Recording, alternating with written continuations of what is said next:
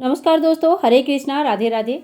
मार्गशीर्ष महीने की कृष्ण पक्ष की एकादशी उत्पन्ना एकादशी 26 तारीख को और 27 तारीख को दोनों दिन मनाया जाएगा, क्योंकि दोनों दिन हमें सूर्योदय के समय उत्पन्ना एकादशी की तिथि मिल रही है, यानी कि उदया तिथि के हिसाब से दोनों दिन मनाया जाएगा।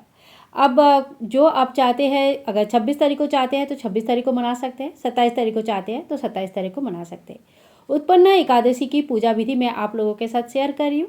साथ ही मैं ये कह दूँ कि जो भी एकादशी की व्रत शुरू करना चाहते हैं वो उत्पन्ना एकादशी के दिन से एकादशी के व्रत संकल्प लेके शुरू कर सकते हैं।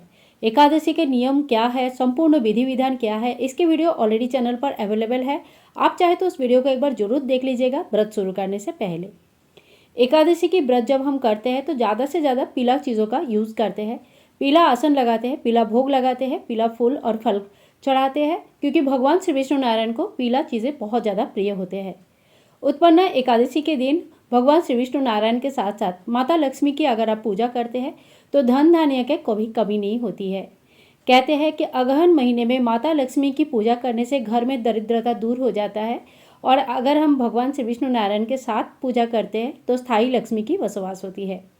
अगर आपके पास लक्ष्मी जी, विष्णु जी की फोटो, तस्वीर, मूर्ति कुछ भी नहीं है और लड्डू गोपाल जी सेवित है, तो आप लड्डू गोपाल जी की पूजा हर एकादशी में कर सकते हैं। वो भी भगवान श्री विष्णु नारायण का ही स्वरूप है, भगवान कान्हा जी का बाल स्वरूप है। तो चलिए उत्पन्ना एकादशी की पूजा विधि हम शुरू करते हैं। दसवीं के दिन से ही हमें सात्विक आहार ग्रहण करना चाहिए। किसी भी प्रकार का प्याज, लहसुन या तामसिक भोजन ग्रहण नहीं करना चाहिए। सूर्यास्त के बाद कोई भी अन्न ग्रहण नहीं करना चाहिए। संभव है तो भूमि शयन करें और ब्रह्मचर्य का पालन करें। एकादशी के दिन सुबह सुबह उठे और स्नान आदि करके फिर पूजा हम शुरू करेंगे, कथा पढ़ेंगे, नाम जप करेंगे, और द्वादशी के दिन सही समय पर पारण के जो सही समय होता है उस समय हमें पारण करनी है। इसी तरह से एकादशी की व्रत संपूर्ण होता है। तो देखिए यहाँ पे हमारे कान्हा जी नहा लिए हैं, और देखिए इस समय ना ठंडा हो गया है, काफ़ी जगह पे ठंडा आ गया है। बच्चों को इस समय जो है थोड़ा सा हम गर्म पानी से स्नान कराते हैं, तो इसी तरह से कान्हा जी का भी सेवा इसी समय से चेंज हो जाता है। इतना दिन हमने जो गर्मी की सेवा देते आए हुए हैं वो सेवा चेंज हो जाती है। हम भगवान को अभी गर्म पानी से, थोड़ा सा हल्का सा गर्म जो सहन करने लायक है, इस तरह का गर्म पानी से स्नान कराते हैं। आप फूलों से स्नान करा सकते हैं, पानी में थोड़ा सा चंदन या इत्र या गुलाब जल मिलाकर भी स्नान करा सकते हैं। एकादशी के दिन जब आप खुद स्नान करेंगे तो सादा पानी से स्नान नहीं करके पानी में थोड़ा सा गंगा जल, यमुना के जल या तो फिर आंवले का रस, तुलसी के पत्ता, ये सब डाल के स्नान कर सकते हैं। ध्यान रखिए तुलसी के पत्ते आप थोड़ा सा डाल के उठा लीजिएगा, पैर में नहीं आना चाहिए। तो इस तरह से सिर्फ जल से स्नान नहीं करके कुछ मिक्स करके करेंगे तो ये ज़्यादा फलदायी होती है। तो इसके बाद देखिए हमारे भगवान का स्नान हो गया। अगर आपके पास देव विग्रह है इस तरह से तो आप उनकी प्रॉपरली स्नान कराएं, पंचामृत से भी स्नान करा सकते हैं। लेकिन लड्डू गोपाल जी को इस समय पंचामृत से स्नान मत कराइएगा, सुबह सुबह उनको काफ़ी ठंडा लग जाता है। और फिर हम वुलन ड्रेस जो रहेगा वो पहना देंगे। संभव है अगर आपके पास है तो आप पीला कलर का ड्रेस पहनाएं। पीला कलर ठाकुर जी को बहुत पसंद है। एकादशी के दिन पीला कलर पहनने से गुरु ग्रह जो है ना, गुरु जो ग्रह होता है हमारा वो काफ़ी स्ट्रांग हो जाता है, और जिनकी बृहस्पति स्ट्रांग है उनको और कोई ग्रह के लिए ज़्यादा चिंता करने की आवश्यकता नहीं पड़ती है। जहाँ गुरु स्ट्रांग हो जाते हैं वहाँ हमारे बहुत सारी समस्याएं वैसे ही सॉल्व हो जाती है। तो यहाँ पे देखिए हमने धूप दीप कर लिया है, चौकी सजा लिया है, भगवान को स्नान करा दिया है। अब हम भगवान को टीका करेंगे। तो चंदन का टीका आप कर सकते हैं, हल्दी के भी टीका लगा सकते हैं। हल्दी का टीका भगवान नारायण का लगाना बहुत ज़्यादा अच्छा माना जाता है। सेम उसी तरह से जैसे गुरुवार के दिन हम नारायण जी की पूजन करते हैं। हल्दी, माता लक्ष्मी जी को आप लाल, रोली और हल्दी का टीका लगाइए। और साथ ही में देखिए जो हमारे लड्डू गोपाल जी हैं उनको हम चंदन का टीका लगाएंगे। भगवान श्री विष्णु नारायण को हम चंदन का टीका लगाएंगे। तो इस तरह से देखिए सभी को हम चंदन का टीका लगा देंगे। इसके बाद आप फूल चढ़ा दीजिए, वस्त्र चढ़ा दीजिए। कलावा स्वरूप वस्त्र चढ़ा सकते हैं। ओम वस्त्रम समर्पयामि इस मंत्र का जप करते हुए। और अब हम थोड़ा सा जो फूल लेंगे, फूल में थोड़ी सी चंदन लगा लेंगे, और इसे कहते हैं गंध अर्पित करना। यानी कि जो पंचभुजा पूजा होता है इसमें 5 प्रकार का उपचारों के द्वारा भगवान का पूजा किया जाता है। सुगंधी अर्पण किया जाता है, तो चंदन या इत्र आप अर्पण कर सकते हैं। इसके बाद हम भगवान को धूप दिखाएंगे। धूप आपके पास जो भी आप यूज़ करते हो वही धूप आप दिखाइए। फिर हम भगवान को दीप दिखाएंगे। दीपक हमने पहले ही प्रज्वलित कर लिया है। दीपक का पूजन और आह्वान हमें शुरू में ही करना है। और देखिए आप लोग किस तरह से संकल्प लेंगे, अपना नाम, अपना स्थान बोलिए, कहाँ से आप हो, क्या आपका नाम है, क्या आपका गोत्र है। भगवान श्री विष्णु नारायण को शरण करते हुए आप हाथ में एक फूल लीजिए और बोलिए कि आज से मैं उत्पन्ना एकादशी से एकादशी की व्रत करने का संकल्प लेती हूँ। और आप किस तरह से व्रत करना चाहते हैं, निर्जला रखना चाहते हैं, फल खाना चाहते हैं, एक टाइम खाना खा के रखना चाहते हैं, या शुद्ध सात्विक आहार रख के सिर्फ पूजा करके अपना व्रत संपूर्ण करना चाहते हैं, आपकी शरीर के हिसाब से आप व्रत का संकल्प ले लीजिए। और पहले दिन जिस तरह से आप व्रत रखेंगे, आपको आगे की व्रत भी बिल्कुल उसी तरह से रखना है। बीच में कोई कोई व्रत का थोड़ा सा चेंजेस होता है। जैसे निर्जला एकादशी के दिन ज़्यादा से ज़्यादा लोग जो एकादशी के व्रत करते हैं वो निर्जल रह के ही व्रत करते हैं। ठीक है, तो देखिए इस तरह से आपको संकल्प लेके पूजन करनी है। और एकादशी का संकल्प दो प्रकार से होता है।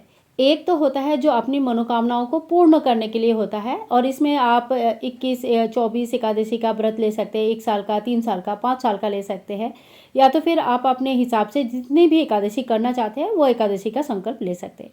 दूसरा ये होता है कि भगवान आपको आशीर्वाद करेंगे, आपके साथ रहेंगे हमेशा ही, निस्वार्थ हिसाब से आप एकादशी का व्रत करते रहेंगे जब तक आपसे संभव हो। तो आप उसी प्रकार से एकादशी का संकल्प लेंगे। अब देखिए हम भगवान को चुनरी उड़ा दिया है माता लक्ष्मी जी को, साथ ही में भगवान श्री विष्णु नारायण को हम जनेऊ चढ़ा देंगे, कलावा रूपी वस्त्र चढ़ाएंगे, फूल चढ़ाएंगे। जैसे हम नॉर्मली पूजा करते हैं उसी तरह से भगवान को एक एक करके सारे जो उपचार है वो अर्पण करते रहेंगे। और ओम श्री विष्णु नारायण नमो नमः, ओम श्री विष्णु नारायण नमो नमः, ओम श्री विष्णु नारायण नमो नमः। इस तरह से मन में आप कोई एक मंत्र ले लीजिए, ओम भगवते वासुदेवाय नमो नमः, इस तरह से कोई भी मंत्र एक लीजिए और उसी मंत्र का जप करते हुए आप पूजा करते रहिए। भगवान श्री विष्णु नारायण को तुलसी के पत्ते चढ़ाना आवश्यक होता है। बिना इसका भगवान भोग नहीं ग्रहण करते हैं, तो आपको हमेशा ही एक तुलसी के पत्ते की व्यवस्था जरूर करनी चाहिए। ठंडे के समय है, तुलसी अगर नहीं रहती है तो आप तुलसी की माला की व्यवस्था कर लीजिएगा। और तुलसी माला भी जब अर्पण करते हैं तभी भी तुलसी के समान माना जाता है, और ठाकुर जी को या भगवान श्री विष्णु नारायण को आप भोग लगा सकते हैं। इसके बाद हम भोग लगाएंगे। तो देखिए एकादशी की जो पूजा होता है वो फलाहारी होता है, तो आप सीजनल फल जो भी है वो फल चढ़ा सकते हैं। साथ में केला और जो सीताफल है वो बहुत माता लक्ष्मी को बहुत प्रिय होते हैं, वो चढ़ा सकते हैं। कोई भी फलाहारी भोग शुद्ध सात्विक तरीके से घर पर बना सकते हैं। जो मेवा होता है पंचमेवा, वो भी चढ़ा सकते हैं। तो एक एक करके आप पंचमेवा चढ़ाइए। इस तरह से आप अपनी इच्छा के अनुसार माखन, मिश्री, दूध, जो भी आपको मखाने के जो खीर बनता है वो सारी चीज़ें आप अपनी इच्छा के अनुसार, श्रद्धा के अनुसार भगवान को भोग चढ़ा सकते हैं। ठीक है, और चौकी हमें जिस दिन पूजा करेंगे उस दिन नहीं हटानी है। अगले दिन आपको धूप दीप करनी है, भोग लगाना है, पारण के उचित समय पर पारण करनी है, और उसके बाद ही हमको चौकी हटाना होता है।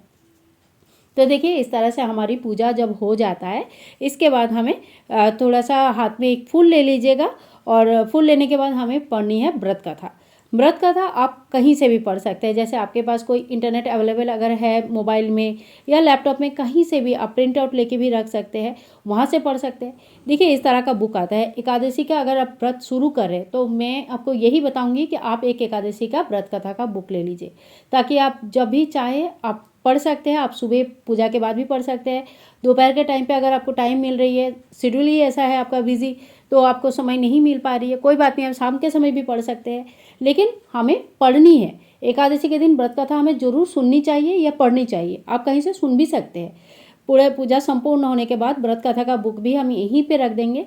पुस्तक के हमें हमेशा सम्मान करना चाहिए। पुस्तक से ही हमें नॉलेज मिलता है, पुस्तक से ही हमें सब कुछ सीखने के लिए मिलता है। तो पुस्तक को हम यहाँ पे रख देंगे, फूल भी पुस्तक के ऊपर ही रख देंगे। और लास्ट में हमें करनी है आरती। आप इस समय हवन भी कर सकते हैं। एकादशी के दिन हवन कैसे किया जाता है इसके वीडियो चैनल पर अवेलेबल है, आप चाहे तो इस वीडियो को एक बार देख सकते हैं। एकादशी के हवन पे कोई भी अनाज, मतलब जैसे चावल हो गया, जौ हो गया, इस तरह का चीज़ें यूज़ नहीं होती है, केवल मतलब तिल की यूज़ होती है। तो एकादशी के हवन विधि थोड़ी सी अलग होती है, आप उस वीडियो को देख के हवन कर सकते हैं। और अगर हवन नहीं करना चाहते हैं, समय नहीं है या नहीं आता है, कोई बात नहीं, आप सिंपली कपूर की आरती कर सकते हैं, या जो हवन कुंड की कप आता है, हवन कप जो आता है छोटे छोटे, आजकल आ रहे हैं काफ़ी सारे, बहुत अच्छे अच्छे ब्रांड के भी आते हैं, तो उससे भी आप आरती कर सकते हैं। तो देखिए आरती होने के बाद हाथ में थोड़ी सी जल लेंगे, जल का 3 बार इस तरह से घुमा के आचमन कर लेंगे और इस तरह से पूजा हमारा संपूर्ण हो जाता है। पूजा में आप थोड़ी बहुत दक्षिणा जरूर चढ़ा दीजिएगा। एकादशी की पूजा में या कोई भी पूजा में दान का विशेष महत्व होता है, तो अगर आप थोड़ा बहुत कुछ दान कर पाते हैं अपने सामर्थ्य के हिसाब से दान कीजिएगा। कोई देखिए कोई जो बहुत बड़ा दान करता है वही सब सर्वश्रेष्ठ है, ऐसा कुछ नहीं है। आपका जितना सामर्थ्य है अपनी खुशी से अपनी इच्छा से जितना दान कर पाते हैं उतना कीजिए। अगर आप 11 रुपया दान कर पाते हैं तो वही कीजिएगा। अगर आप 1001 रुपया दान कर पाते हैं वही कीजिएगा। कोई तो गोदान और सोना दान और साथ में ज़मीन की भी दान करते हैं, लेकिन आज के डेट में ये सारी चीज़ें संभव नहीं हो पाती है। लेकिन द्वादशी के दिन ब्राह्मण भोजन या तो फिर ब्राह्मणों को थोड़ा बहुत सूखा खाना जैसे चावल दाल और आलू वगैरह सब्जी वगैरह आपको दान करना चाहिए। ब्राह्मण दान से बहुत ज़्यादा पुण्य फल के होता है। साथ साथ में मेन चीज़ जो होती है वो है हमारे द्वारा किया गया पापों से हमें मुक्ति मिलती है। तो ब्राह्मण को जरूर दान कीजिएगा, बहुत ही अच्छा शास्त्र सम्मत एक उपाय है, जरूर कीजिएगा। और आज की पूजा विधि आप लोगों को कैसे लगा जरूर बताइएगा। और अगर पूजा विधि में कुछ भी अच्छा लगा, यूज़फुल लगा, आपके लिए बेनिफिशियल है तो प्लीज़ ज़्यादा से ज़्यादा शेयर कीजिएगा, चैनल को सब्सक्राइब करके रखिएगा। मिलूंगी नेक्स्ट वीडियो में, तब तक के लिए राधे राधे, हरे कृष्ण।